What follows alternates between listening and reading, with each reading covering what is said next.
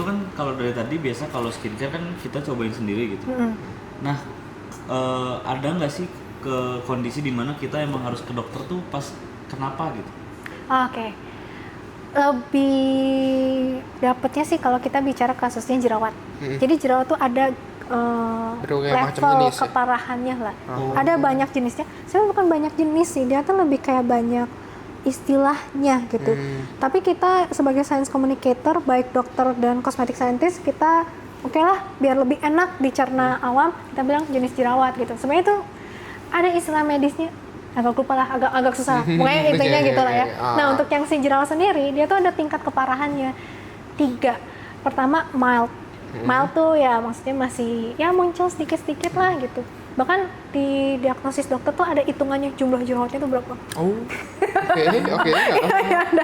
Nah kalau mild masih bisa pakai skincare. Moderate tuh berarti udah sedang lah ya. Masih bisa pakai skincare tapi udah kayak Bel nih, udah siap-siap ke dokter nih. Ada yang severe tuh parah. Bahkan ada namanya tuh acne vulgaris. Jadi bener-bener jerawatan pipi iya, dahi iya, hidung iya, sampai ke punggung, merembet kemana-mana. Itu harus segera ke dokter. Kenapa? Karena udah ya memang tidak bisa tertolong lagi oleh skincare, dan bisa jadi ada faktor yang harus didiagnosis oleh si dokternya. Acne sendiri multifaktorial, alias banyak faktornya. Bisa karena sebumnya banyak, bisa karena penyumbatan sel kulit mati, bisa karena mikroba, bisa karena inflamasi, bisa karena makanan, bisa karena lingkungan, bisa karena hormon genetik. Nah kalau yang anak puber, makanya kenapa mereka tuh dari mild langsung severe, dari mild langsung acne vulgaris. Itu karena hormonnya kan ekstrim kan, lagi memuncak-puncak. Itu harus ke dokter. Kenapa? Karena selain skincare itu nggak bisa, skincare doang nggak bisa menolong, karena harus dikasih obat oral, obat yang kontrol hormonnya. Lalu juga salep yang isinya bukan aktif skincare, tapi isinya tuh udah yang tadi kortikosteroid, dan harus dipantau pemakaiannya, nggak bisa sembarangan. Ada tuh sempat minum yang obat oral karena gua ada eksim kan. Nah waktu itu eksimnya nggak berkurang, akhirnya udah deh dikasih obat tuh. Ya lumayan sih langsung turun sih, tapi kan obat itu tuh nggak bisa terus-terusan ya, dan harus ada jedanya kalau nggak salah ya. Gue sempet tuh sampai ya ada obat minum juga gitu, gitu karena ekstrim katanya. Karena udah permainan minum itu memang di luar ranahnya cosmetic scientist, dan juga harus ada diagnosis, jelas lah itu dokter, itu ranahnya dokter. Karena cosmetic scientist tuh kita cuma bisa ngenalin produk apa yang cocok buat kulit kamu. Diagnosis pun kita nggak bisa. Tapi karena di Indo memang cosmetic scientist kan kita lebih sukanya menikmati hidup, slow living gitu. Ya sedikit yang jadi science communicator, tapi mungkin kedepannya bakal ada banyak yang jadi science communicator. Kita tuh cuma bisa kasih, oh ada jerawat ya, oh ini jerawatnya agak mild, mungkin boleh coba. Suggest lah ya. Iya suggest. Karena nggak bisa kayak dokter lu harus pakai salep ini gitu. Itu bukan ranahnya kita gitu. Oke. Nah sekarang kita tuh udah, kemarin gue bikin story, udah ada yang nanya juga. Oke. Ini ada dari Wilungsi. Katanya ada skincare buat ngecilin pori-pori ya. Kalau bekas bopeng bisa, dan kalau ada skincare apa tuh? Jadi pertanyaan pertamanya ini untuk mengecilkan pori-pori dan untuk mengobati bopeng gitu ya kesana ya. Mengecilkan pori-pori. Jadi ada 2 pertanyaan. Nggak ada skincare yang bisa ngecilin pori-pori. Oh nggak ada. Jadi pori-pori itu membesar karena ya itu kan ada komedo. Jadi si pori-porinya melar. Itu memang harus diekstrasi, atau mungkin kalau masih kecil pakai eksfolian. Kalau dia besar itu tuh bisa karena tadi kan melebar, bisa juga karena kolagen dan jaringan-jaringan di sekitarnya tuh sudah berkurang, biasanya di aging. Makanya kalau kulit orang tua tuh biasanya mereka rentan komedo karena pori-porinya juga mulai melebar lah gitu. Nah kalau mau mengecilkan itu pun cuma kayak memberikan tampilan pori-porinya tuh looks-nya aja gitu. Aslinya enggak bisa. Aslinya enggak. Jadi benar-benar kita harus jaga. Jadi once dia membesar nggak bisa mengecil? Ada yang bisa mengecil By time gitu ya. kalau memang dia maksudnya secara metabolisme tubuh tuh masih ada bahan-bahan untuk memperbaiki lukanya. Kayak komedo kan diekstraksi dia ada luka gitu kan. Dan dengan si komedonya hilang kan perlahan selama dia mengalami penyembuhan luka tuh dia akan menyusut. Nah ini tuh tergantung Bahannya genetikmu, usiamu itu ngaruh. Okay. Kalau mau terlihat lebih kecil, ya itu cuma bisa pakai skincare yang kasih efek seakan si pori-pori itu mengecil. Misalkan hidrasi, hyaluronic acid atau glycerin. Karena si kulit tuh jadi lebih kayak gemuk, jadi si lubangnya lebih kecil gitulah. Terus atau pakai astringen. Ini tuh golongan aktif di skincare jadul sih. Astringen tuh ada alkohol etanol. Ada juga bisa pakai suhu dingin, kayak pakai es batu. Bisa juga ada bahan astringen lain. Udah jarang dipakai sih, not worth to mention lah. Kebanyakan sih etanol sama ada bahan plant ekstraknya, witch hazel, Hamamelis virginia apa gitu. Amin. Di LA-nya. Bahan-bahan astringen itu tuh dia bikin tampilan, dia konstrik tuh apa bahasanya? Membuat si jaringan atau area sekitar pori-pori itu lebih menyusut. Jadi kesannya si pori-porinya mengecil. Tapi itu hanya untuk sesaat. Kayak misalkan kita pakai es batu sebelum make up-an, itu kan biar pori-porinya lebih kecil. Cuma sesaat doang kan ya. Tapi lu lari maraton ya kebuka. Iya. Oh, jadi sebenarnya itu sesaat semua tuh sebenarnya. Sesaat semua. Kalau yang, nah ini Bopeng. Bopengnya tuh ini nih. Kayak Deadpool. Bopengnya tuh kita harus menyelaraskan terminologinya lah, istilahnya lah. Definisinya bopengnya kayak gimana gitu ya? Bopeng itu kan bekas luka jerawat. Bopengnya itu yang kawah, yang maksudnya kayak ngedengok atau ada yang ada yang ngedengok, ada yang ke atas. Ada yang jadi kayak jerawat kayak apa? Jerawat batu gitu ya kalau bahasa ini. Gitu ya. Kutil gitu kayak kecil gitu lah. Tebal sendiri gitu. Kalau itu skincare nggak bisa. Kalau yang mana? Yang kawah dan yang gunung itu. Tetap harus ke klinik karena mungkin akan disuntik kolagen, mungkin di laser atau mungkin bukan eksfolian lagi. Kayak eksfolian konsepnya dari tapi dalam dikipas gitu ya. Yang itu itu tuh jadi si jarumnya dimasukin ke kulit. Bukan subkutan ya, tapi dia tuh akhirnya berguna. Akhirnya. Jadi si injeksi, maksudnya si jarum suntiknya tuh di antara dermis, karena kan dia tuh bopeng tuh si kawahnya ketarik sama jaringan kolagen yang nggak teratur. Si jaringan kolagen tidak teratur itu tuh sama si jarum suntiknya dipotong biar nanti dia naik gitu. Itu jelas bukan anak kosmetik saya. Kalau misalkan kita ngomonginnya bekas jerawat yang rata kayak PIH atau PIE. Jadi PIH itu tuh post inflammatory hyperpigmentation. Jadi setelah jerawat meradang dia jadi hiperpigmentasi. Alias jadi ada warna hitam. Kalau yang bekas jerawat, tapi dia rata, tidak kawah, tidak meningkat. Inilah. Iya, kayak yang pada umumnya aja gitu. Ada juga yang PIE sama, tapi dia erythema. Jadi bekas jerawat itu merah. Nah, yang orang Indo kebanyakan tuh yang hyperpigmentation. Karena memang kita kan ada bakat melanina lebih banyak gitu. Kalau yang fair skin biasanya lebih ke erythema merah. Yang hyperpigmentation itu pakai bahan-bahan brightening. Nebak. Niacinamide. Bisa. Nah, kita bahas brightening karena flek hitam, melasma, PIH, konsep dari aktif skincare-nya tuh hampir sama lah. Ini contoh dari bingung dari pemodelan yang sebelah sini tuh kulit gelap, yang ini kulit fair skin. Nah, yang kulit gelap, jadi proses melanin tuh kalau ada inflamasi, dia aktif si melanosit ini, alias sel yang menghasilkan melanin. Nanti dia akan produksi melaninnya diantar dan nanti akan ke permukaan. Nah, ada 3 step dimana kita harus kasih active ingredient nih setiap step itu. Step pertama di melanosit, step kedua pas pengantaran, dan step ketiga yang pas ada di permukaan. Nah, tadi niacinamide, dia tuh menahan pengantarannya gitu. Tapi itu nggak cukup. Makanya kita harus perlu bahan-bahan lain, misalkan kojic acid, arbutin, buat menahan melanositnya tidak menghasilkan melanin. Kalau di permukaan kita bisa pakai eksfolian karena dia mengangkat.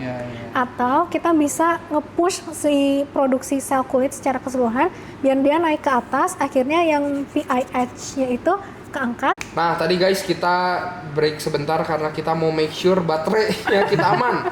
Nah, kita masih ada beberapa pertanyaan yang kemarin udah sempat ditanyakan oleh para netizen.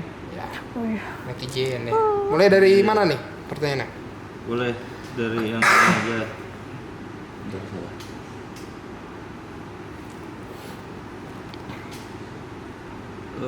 Bang Ivan. Bukan. Dari ini nih ada Kristania Celia.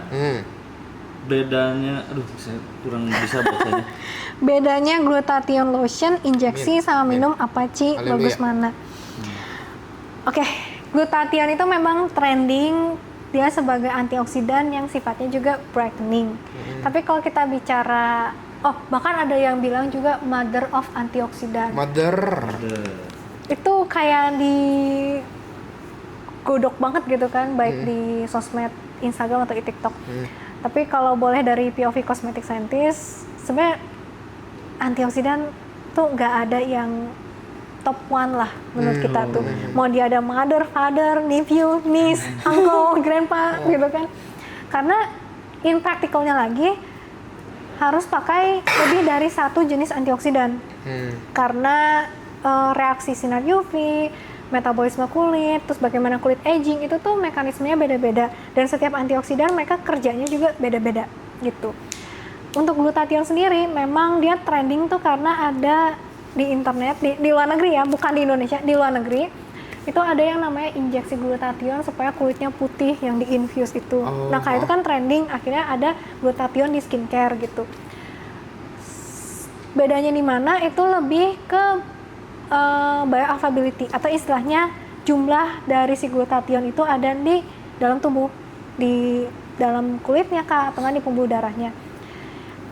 Lotion itu lebih rendah, jumlahnya lebih sedikit karena untuk si aktifnya bisa bekerja sebagai brightening atau antioksidan, dia tuh harus mencapai melanosit alias di lapisan yang cukup dalam lah di epidermis, dan hampir nggak semua aktif yang nggak semua aktif tuh bisa mau formulasi se-advance apapun itu masih kayak dreamnya lah, karena harus long term banget gitu. Sampai sekarang masih belum ada yang nyampai, tapi ternyata pas in practical beberapa orang ada yang enggak.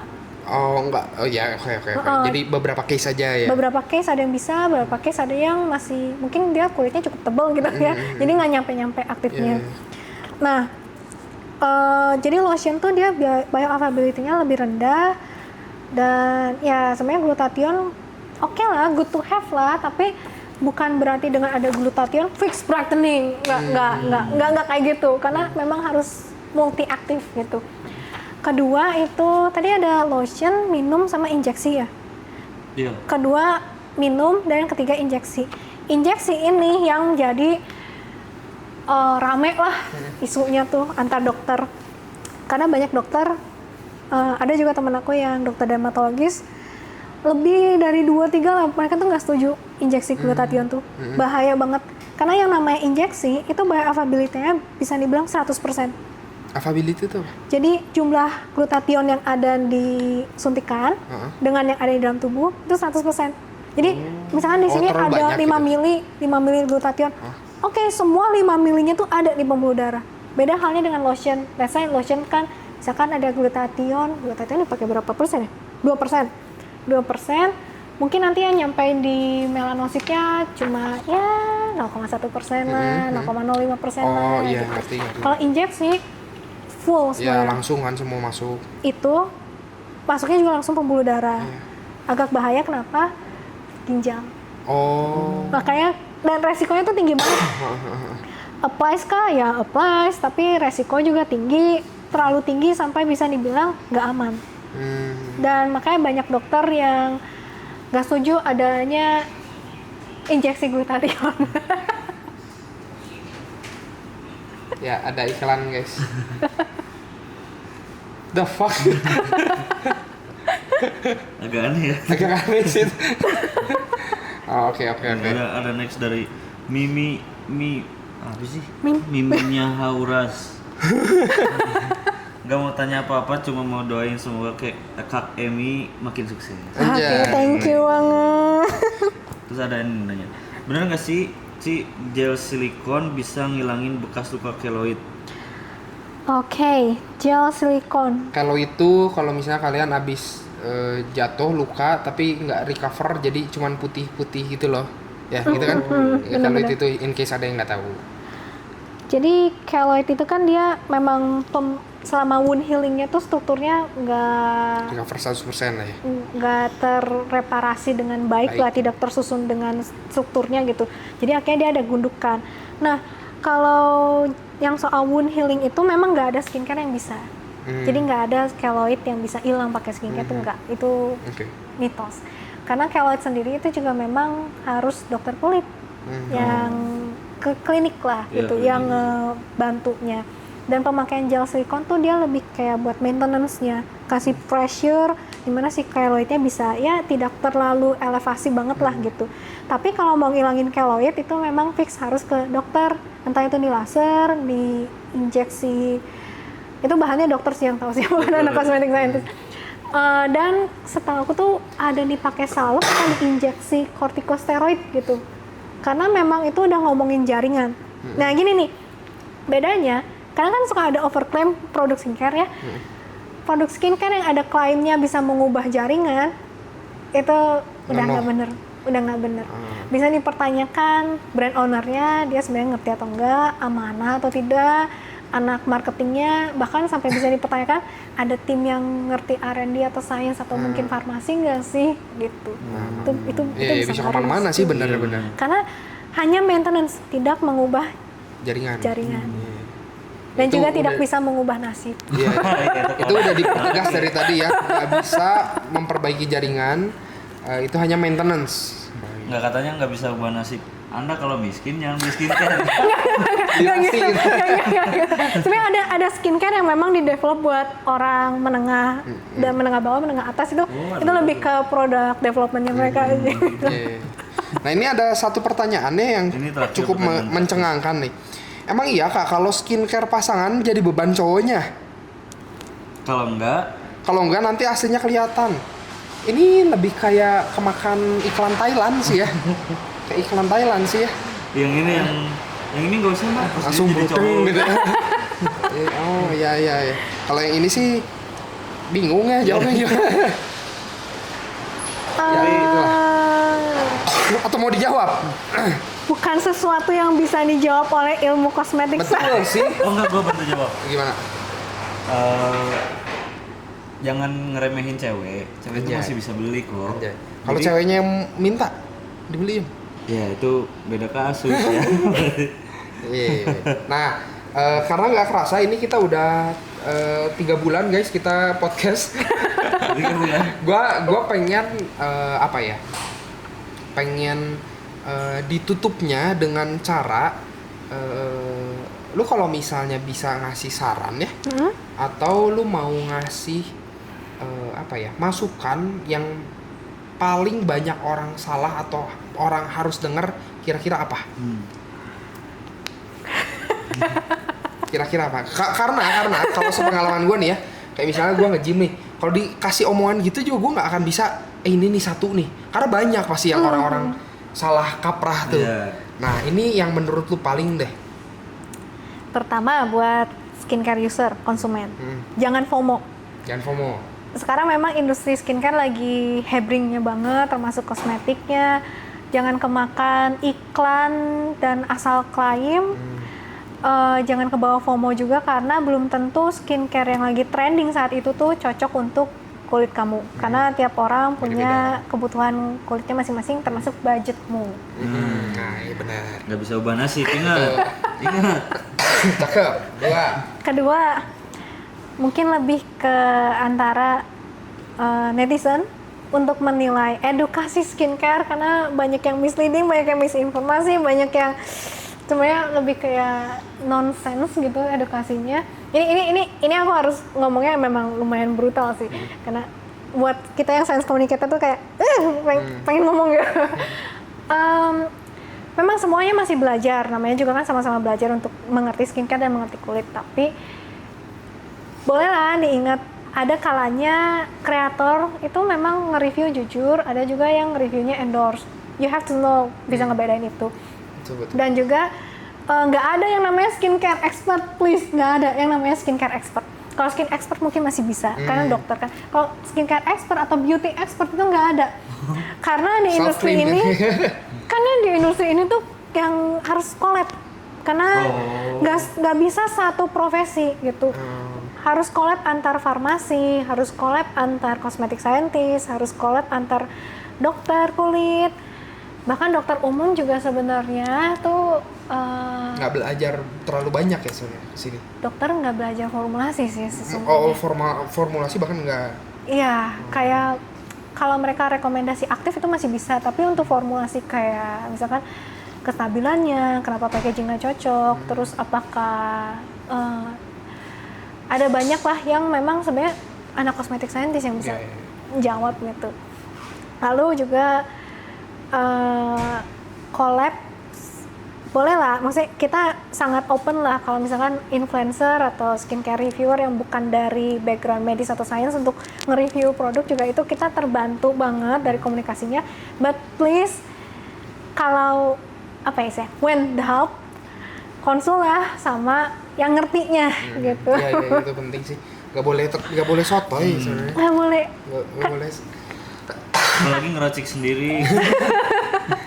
Dan gue pernah denger ini, sebenarnya ini harusnya gue ngomong di awal sih, nanti lu edit atau gimana. Gue waktu itu pernah lagi dalam keadaan yang nggak punya duit banget nih, tapi gue tetap paksain untuk taking care of my face. Jadi ke dokter yang mana mau gimana juga itu adalah kebutuhan yang bukan primer amat dan cukup pricey ya. Karena gini, gue tahu bahwa salah satu investasi terbaik itu adalah ke muka juga. Mau gimana pun, kita dari kecil ditanamkan bahwa, maaf kata nih, tokoh-tokoh yang jahat itu pasti bermuka jelek. Kalau di film mah nggak ada muka jelek, berkarakter. Kalau berkarakter, harusnya gitu ya. Nah cuman, let's say gini deh, kalian coba lihat film-film Disney, pasti yang cakepnya tuh yang protagonisnya. Kalau misalnya yang cakepnya akhirnya jadi jahat, itu biasanya ditwist. Misalnya kayak Frozen tuh. Jadi secara tidak sengaja, secara industri film itu menanamkan muka yang cantik atau cakep adalah muka protagonis, yang mana secara psikologi jadi menanamkan rasa trust itu lebih gampang ke mereka gitu loh. Nah dengan that's why gue percaya investasi yang baik juga ke muka tuh, karena mau gimana pun dengan kalian punya tampang yang oke, atau yang terawat lah, gue gak ngomong oke karena gak mau merubah nasib ya. Tapi setidaknya itu bakal membuat hidup kalian jadi lebih tanda petik berprivilege sedikit lah gitu. Karena orang ganteng atau cantik tuh 50% hidupnya masalah hidupnya kelar gitu. Berarti skincare mengubah nasib ya berarti ya? Secara tidak langsung dan secara konsisten. Oh iya. Kecuali yang miskin. Gitu, secara tidak langsung sih harusnya iya ya, secara tidak langsung gitu. Nah guys, karena kita sudah sampai ke durasi kita, seperti biasa kita mau closing, yang mana closing kita adalah closing dengan pantun. Bengong. Fan, beri paham Fan. Lu yang basic. Oh gua ya, gue cuma bagian cakep. Ada nih kisi-kisi gitu. Makan lele sambil boker. Cakep. kalau mau level up, jangan lupa pakai skincare. Anjay. Terima kasih sudah menonton. Terima kasih Kak Emi sudah hadir dalam Thank you podcast ini. juga. Terima kasih semuanya. Bye bye. Bye-bye.